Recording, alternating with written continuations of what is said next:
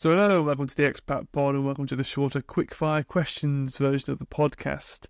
As always, this is filmed after the kind of longer episodes, so Vina and I have had a lot of time to talk to each other and get to know a bit about Vina's journey into the US from India. So Vina, I guess the first question I always ask my guests is, where is your favourite place you've ever lived? The favorite place I've ever lived is my hometown. My city, Mumbai, India. What about it makes it so special to you?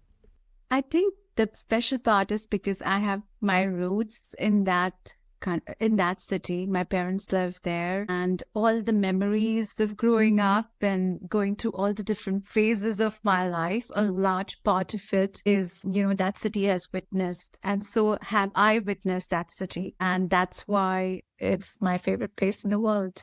Amazing. And what's your favorite international food? Thai food.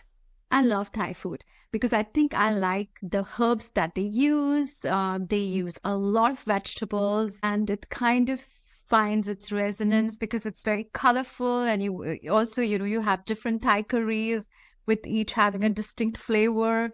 So it's my favorite international cuisine. I mean, it's up there for me too. I do really enjoy Thai food as well. And then what's your favorite international tradition?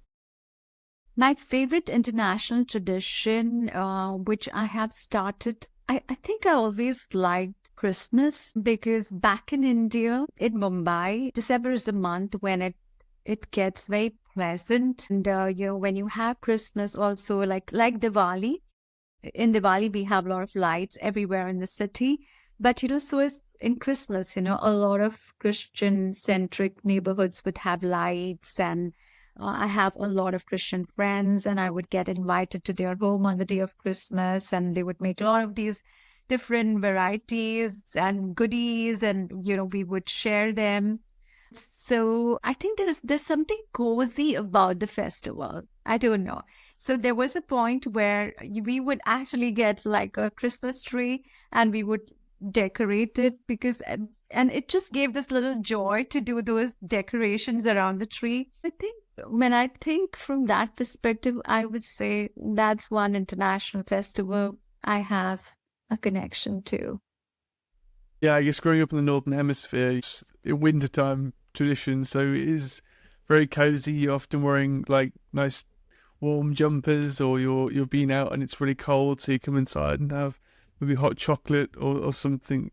There's a fire on or whatever, and it's very wholesome in that sense. Yeah, I can see why you like Christmas. Yes.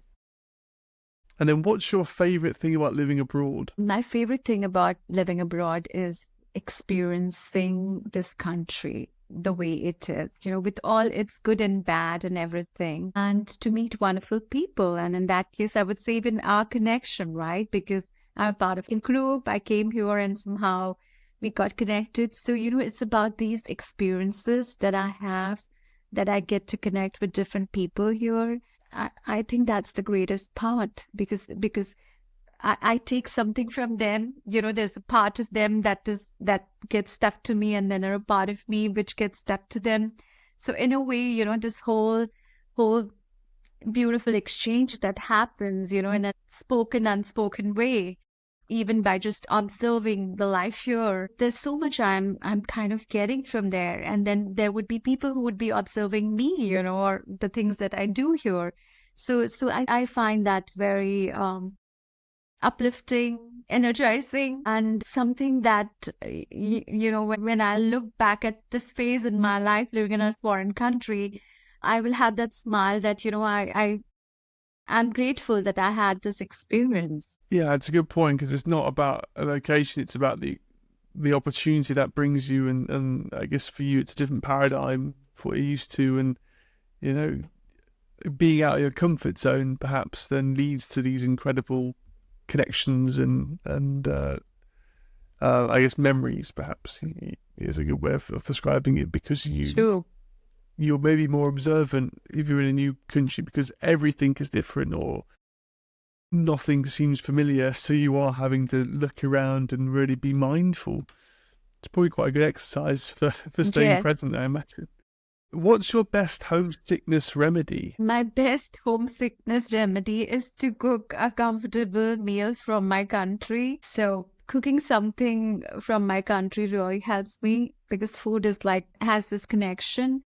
The second thing is music. I listen to my country's music, like a lot of Bollywood, and that just kind of gets me to the mood and probably takes me to that phase of time back in my country. And then I like to talk to my family. So when I miss my home, I'm actually missing my mom. I'm missing my siblings, my parents. I think that's what I do and then I speak to people whom I love. So whether it's my family, friends, relatives, that's what I do to just to feel the warmth of my country back, like while I'm sitting here, and but I can still feel that by talking to them. Have you found it hard with the time difference to have conversations? Because I guess it would need to be in first thing in the morning for you to talk to someone in the evening at home. So has that been quite difficult? No, I think luckily I've been able to manage that. I can do that like every morning, like not every morning, but at least twice or thrice in the morning. I do try to connect with people I love more frequently with my family, like my parents, and also with my siblings. And then, at least a couple of times with my friends or relatives based in that country.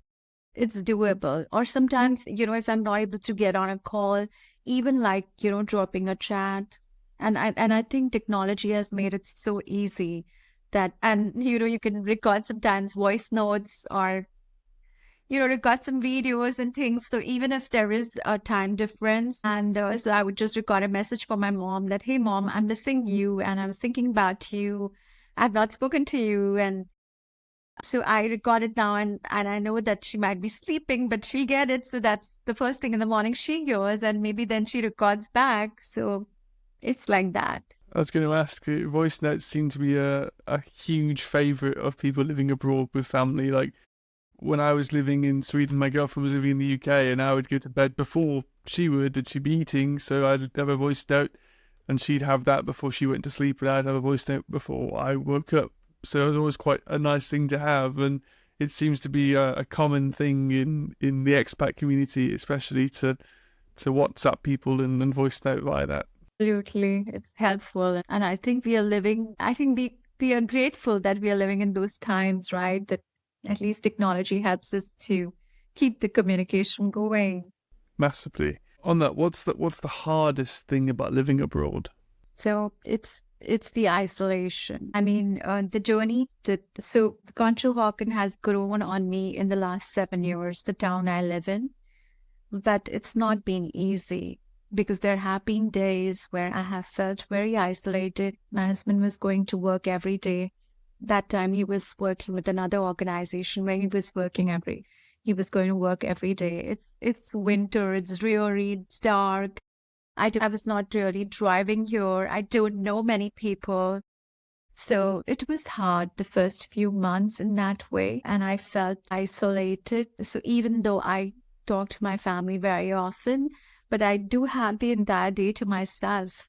So I did feel very isolated. So isolation is something which is very hard when you live in another country and till you are navigating that phase of isolation, it is hard. I completely agree with you, having experienced it, and it is quite a tough thing to persevere through. Once you have the breakthrough, all the little wins feel so great when you like make a friend or go for a drink with someone or for a meal with someone or go watch a sporting event or something. It's amplified, that kind of euphoria you get from it, which you maybe would take for granted back home. So it's tough, but Absolutely. it makes you appreciate things a lot more as well, I think. What's the best phrase you've learned since living away from home? So maybe an American phrase which you think that's really good. I'm going to use that a lot. So they don't really. So people don't really say hi in that sense. So, hey, So there's nothing like a hello or hi. It's hey. I think that's something which is said more frequent here. Like it's not like formal. I don't know whether it's formal, but hey is used very often, and some people do use the words "Hey, sweetie" very often. I don't know if any phrase I'm able to think of. I don't know. Well, that's a good one. It's true. I guess it's quite a difficult question because American English is so widely spoken in the world that maybe it's not a surprise a lot of the phrases that are being used. But yeah, it's interesting you say the informalities of greetings which do occur. You're right. Yeah, because it's very informal. So a lot of people say "Hey" instead of a "Hi" or things like that. That's my observation, and I just saw myself like I wrote a story, and you probably will find that on LinkedIn. And that story I wrote, I had said like a dialogue between two people, two women, and I use the word "Hey, hi," because that's what I hear in this country. I hear the word "Hey" very often than "Hi." Mm. Yeah, it's crazy how language changes in the same in the same tongue. It's quite interesting. And what's your best way of making new friends? The best way of making new friends for me is exchanging food. Not exchanging. I just love to cook. So I would make a nice dish, and I've done that. Like I would go and share it with my neighbor or something. And over here, I cannot just go to their door, right? I do have to tell them that, I did make something very nice from my country, and I'd like to share with you. So food is one great way for me to connect with people. And that in fact got me a very close friend who is from Italy. So she and me started like with our food, like that was the connection. And then she would bake some very nice cakes and cookies for me, and I would share a lot of my curries with her. But we both are immigrants here in that way, so we were able to bond. We are able to bond with each other through food. And now, last year, we were able to celebrate Diwali together. So yeah, so it's just building the connection through food. That sounds incredible. I wish I was your neighbour as well, because I would love to have Indian and Italian food just available like that, because the two amazing cuisines to have. Sure, what's your favourite thing to do in your new home city? My favorite thing to do in my new home city is to walk on the trail, because you have beautiful trails here. I'm proud what US does in terms of nature conservation and things like that. So, and also Northeast is like, you have been here. It's very green and so beautiful, and I get to experience all the seasons here, which I did not. I couldn't experience all the seasons back in Mumbai, at least where I was living. Walking on the trail, spending time in nature is like therapy for me. And this place has tons of it, tons of trails, tons of national parks, and tons of places to visit, and to kind of. And for someone like me who likes to write, it's like a perfect setting to have this nature. So where we live, we have a river close by, we have a trail, so it's very easy to walk to it. That's amazing. Yeah, I'm sold on the American National Park, having spent a few days in Yosemite last month. Yeah, it's my favorite place in the world. So, Wow. yeah, and yeah, the Northeast is equally as beautiful with all the seasons you get, like the New Hampshire fall and things is meant to be amazing, right? Absolutely. It's just so, like, nowadays I say, oh, I have fallen in love with fall. So I can have my way with the words, right? Falling in love with fall. It only works in America though, because we call it autumn. Yeah, yes, I know. It's just like, I think there are like these different words, right? Like sidewalk and footpath. And I don't know. It's all like little different, right? I mean, how the American English is and how you speak English in UK. So it's interesting. I was the advocate for British English when I was abroad, because a lot of people learn American English because of TV and film and popular culture, and I feel like we need to teach you correct English, or British English as it's otherwise known. And it's quite a funny thing of like correcting my Swedish friends or Spanish friends and saying, no, you have to say it this way. It's not a sidewalk, it's the pavement. It's not an elevator, it's a lift, and things like that. And it's all. So if you will come to India, you will see a different English. I'm telling you, like in India, we don't say elevator, we say lift, and we don't say pavement or sidewalk, we say footpath. So, so, so it's very, you see, like it's interesting, but I think the good part is that now you have English. Like you have English and you have American English and you have the British English, and then I don't know, you might have some other way of speaking English, because each one, and in this country, definitely you will find a European way of speaking English as well. So the other day somebody was saying the word dance and I still couldn't figure out. I was like, this person was mentioning about someone he's a dance teacher, but the way this person was pronouncing was so different. And I actually had to kind of pardon me, like almost like 10 times to get the word, because I think we have regional influence the way we speak. So it can be sometimes very hard to understand a simple word. I know. I noticed in America the accent is not as diverse. It's such a huge country. Whereas in the UK, we're so small. We're smaller than New York State, I think. And every city has a different way of speaking, which is quite confusing, especially to people who are visiting, which is quite amusing for us. And I'm from Liverpool, and I don't have at all a strong accent from Liverpool, but I appreciate it's difficult for people to understand it if it's not something their ear is used to. So it's quite amusing to me to watch people's reactions to people from different parts of the UK speaking in quite a strong dialect. Just pure confusion. And then the realization when the penny drops of what they've said.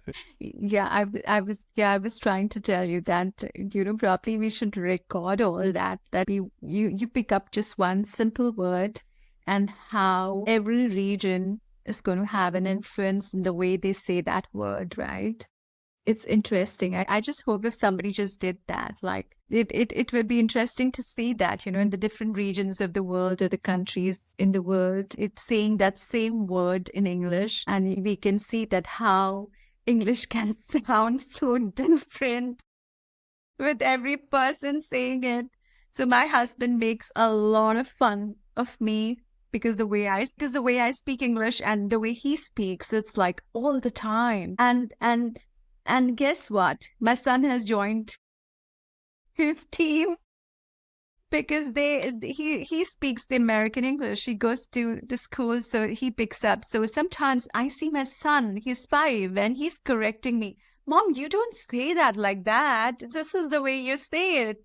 And I'm like, okay, now I have got 2 guys at home who are going to keep correcting my English. I'll be on your side, because usually people who learn English in India tend to learn it the British way, I think, just because of the heritage we have. But also, you don't have the issue the Americans had of when they removed lots of letters from English because it was cheaper to print, like colour and a lot of words they're spelled differently. I believe it's because it's cheaper to make the newspapers with less letters. Yeah, there's quite a few, like colour and yeah, and like, when you say organization, like the Z and S, I mean, all that, the point is that these days I just kind of, because I'm here, I kind of tend to, okay, I just make it a Z.